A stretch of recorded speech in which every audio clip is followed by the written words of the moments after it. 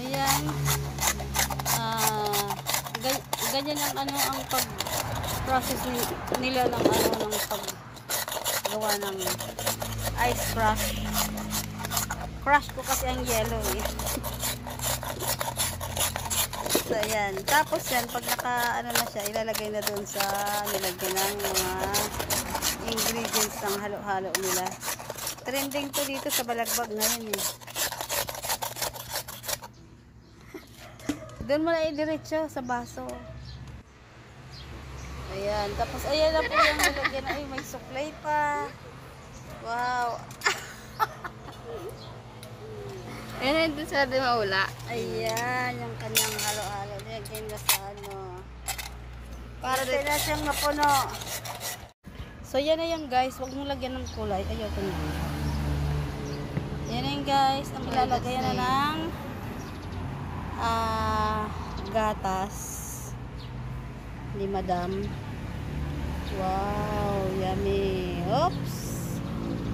Tapos meron pa siyang ilalagay na ubi. Halaya. Ubi halaya. Yun na yun, tama na to. Yan, ubi halaya. Okay. Tapos meron pa siyang leche. Pabuson mo na yung leche. Pabuson mo na yung leche. Ubis na sa diri. Ay! Ayan. Inubos na po yung leche. Ayan yung kanilang ayoko nang may kulay. Kaya enough na yan. So ayan. Tingnan natin ha.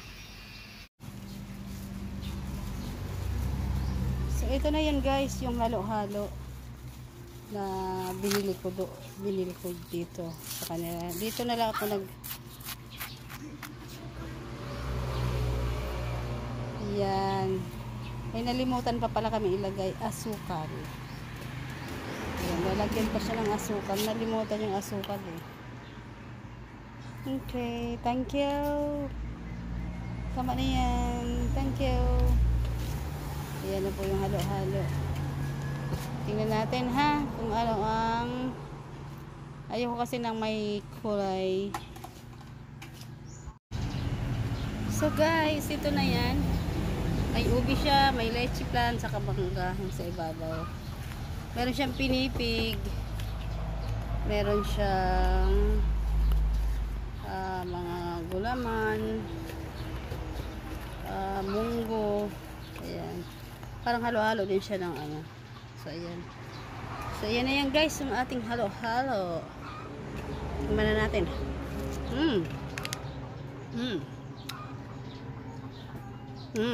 Rap.